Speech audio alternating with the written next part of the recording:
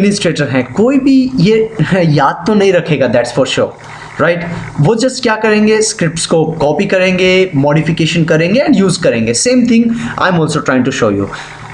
Being an honest person, I'm a good person, so I will tell you definitely मैंने भी कुछ ऐसा ही किया है, बट कुछ ऐसी स्क्रिप्ट्स में कुछ चेंजेस किए हैं मैंने जो वेबसाइट्स में नहीं है, तो थोड़े बहुत changes is okay. And one more thing, because being an honest person, because everybody speak, they remember, actually they also can copy from the Microsoft website, and you know that हम Microsoft के means professional people हैं, so definitely Microsoft ने एक बहुत ही बुरी आदत है, it's a bad habit उन्होंने डाल रखी है कि everything is click next next next finish, but Linux user they can remember very easily these kind of scripts, और द सॉफ्टवेयर पीपल वो काफ़ी ईजिली तरीके से याद कर सकते हैं, but for those professional those are working only on Microsoft, I recommend you to better copy it.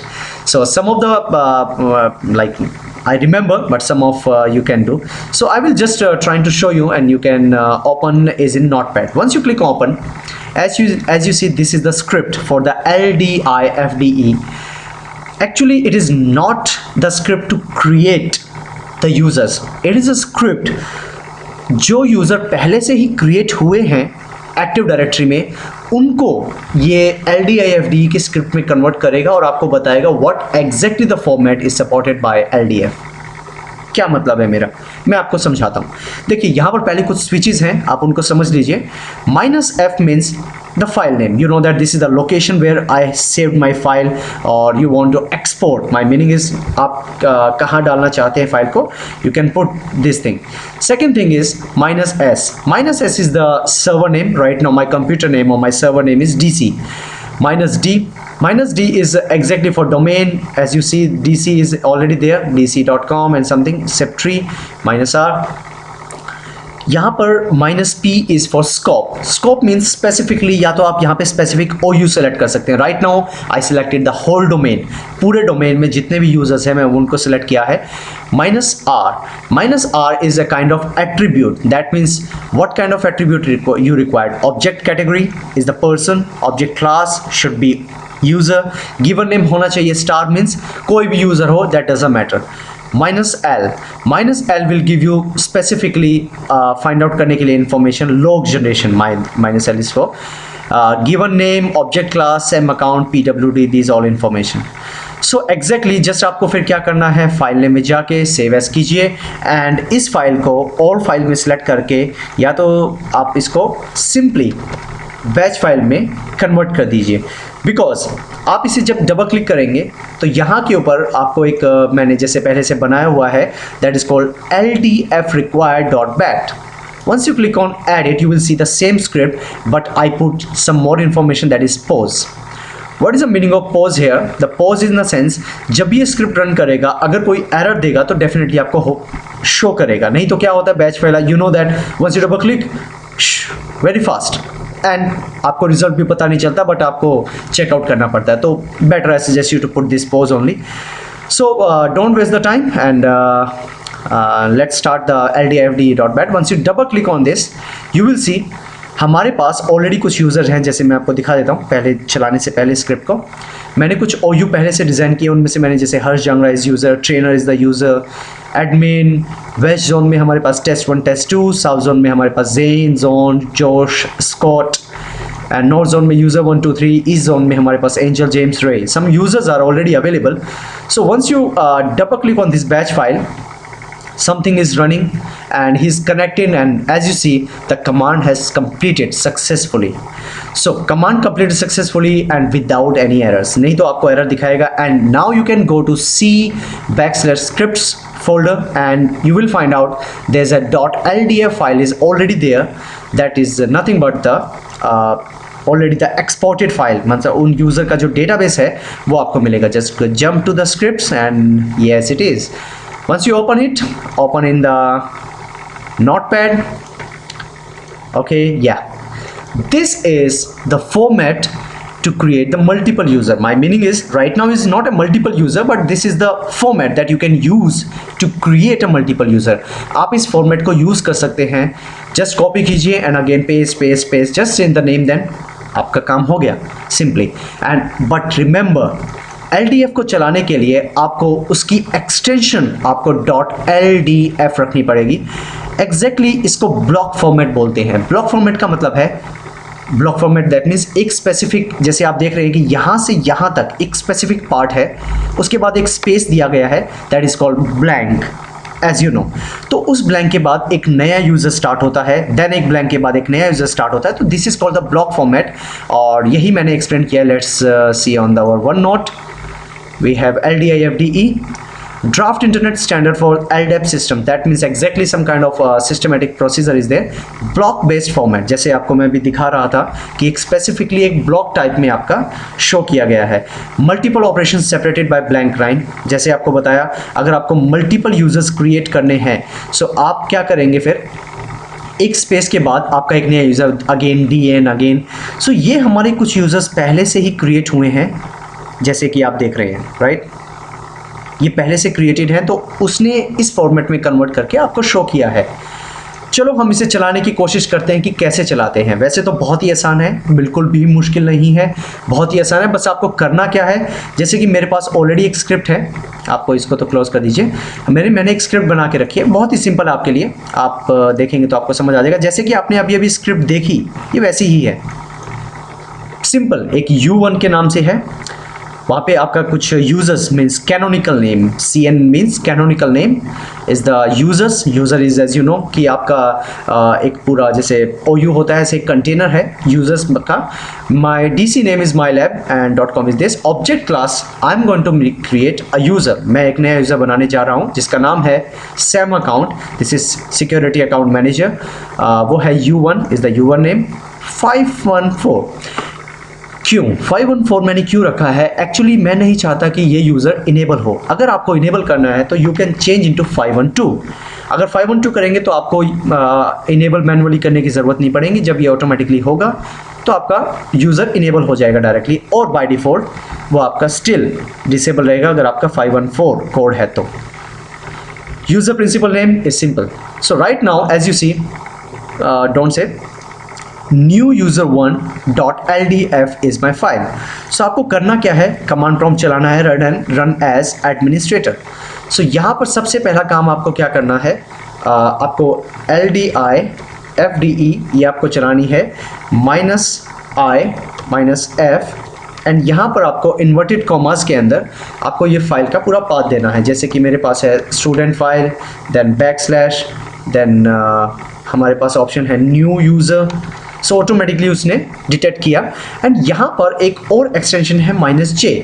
-j is for exactly, देखिए इसमें एक मैं आपको थोड़ा बताना चाहूँगा, अगर आपका एक इन्वर्टेड कॉमा का भी डिफरेंस रहा, जैसे कि मैंने यहाँ पे इन्वर्टेड कॉमा लगाया है -j के बाद। j is use for the log files.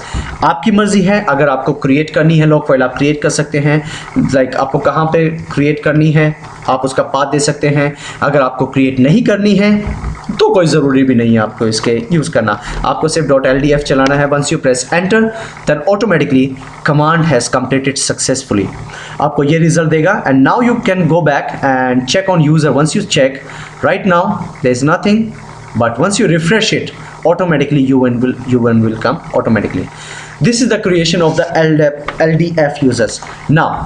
Now is the part, अगर आपको मल्टीपल यूजर्स की बात, जैसे अकाउंट ऑटोमेशन की बात आती है, अगर आपको मल्टीपल यूजर अकाउंट बनाने हैं, सो आपको सिर्फ क्या करना पड़ेगा, again you can copy this again, then once blank paste it, change the value here like U2, then again here U2। ये आपको चेंजेस करने पड़ेंगे इसमें, nobody can help। And then if you want then save it and run the file again. Automatically अगर आप ये run file दोबारा करेंगे सो ऑटोमेटिकली वो कनेक्ट इन करे, वंस वही आपका एक यूज़र ऐड हो जाएगा। Right now as you see, because already वो है हमारा, ऑलरेडी एग्जिस्ट, तो उसने कुछ एरर दिया है। So this will, I hope you can understand what's my meaning is. तो या तो आप उसे डिलीट कीजिए या फिर आप उसे चलाइए, तो आपका कुछ हो सकता है, elsewise you can not create it. It's the same field actually.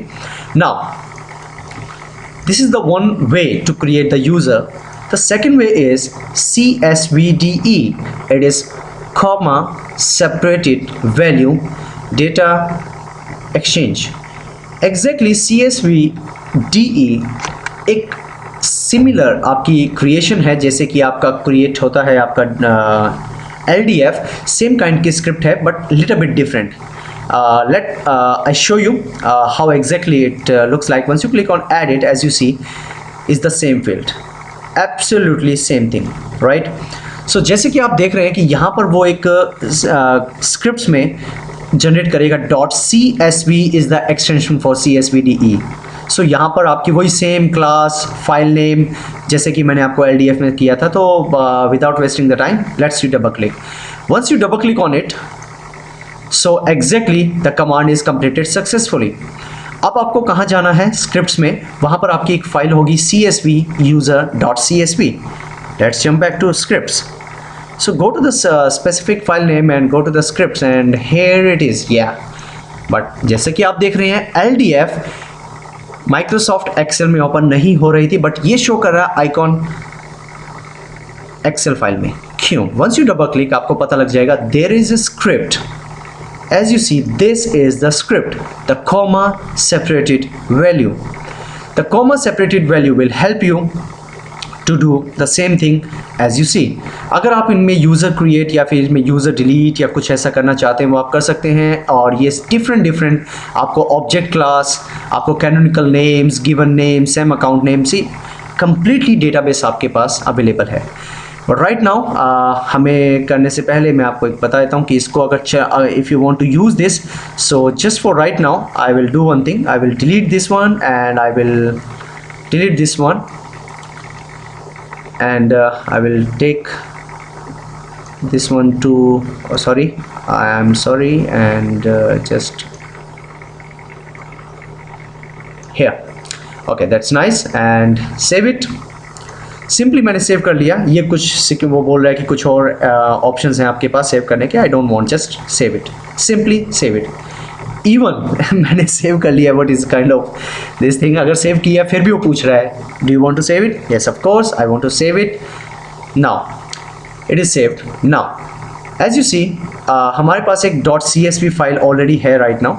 हमें अब क्या करना है, हमें सिंपली यहाँ पर जाके सेम पाथ देना है जैसे कि आपने LDIFD के लिए दिया था. बहुत ही सिंपल है, सिंपली CSVDE, बहुत ही ईजिली जाइए and -i simply import -f. Simply आपको देना है स्क्रिप्ट्स में हमारे पास पाथ है जिसका नाम है CS. सो हमारे पास CSV यूजर ये है.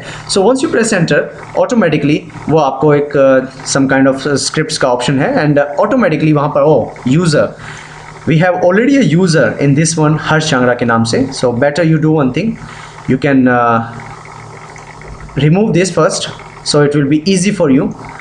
Then I will come back, means once you come back and you can start with the same file, run as administrator CSVDE -i for import -f. अगर आपको उसके बारे में नहीं पता कैसे यूज़ करते हैं तो आप एक और काम भी कर सकते हैं LDIFD में और CSVDE में. Just press this one, then automatically ही will show you some options कि how you can use CSVDE command और क्या ऑप्शन किस चीज़ के लिए यूज़ होता है, जैसे turn on import mode and all. तो जैसे कि -i means import the file. I want to do -f is for the file name. Where's the file name? You can start with the inverted comma and C drive /scripts /csv automatically user. अगर आपको log file generate करें तो -j भी कर सकते हैं. और as this one, जैसे कि आप देख रहे हैं कि command has completed successfully. LDIFD में क्यों उसने error दिखाया, because वहाँ पर already मेरा user था. Once you minimize it and check it again, right now there is no Harsh Changra, but once you refresh it, select it and refresh it, you will get the Harsh Changra, but it's a disabled user. That is a CSVDE. Now ये हुआ हमारे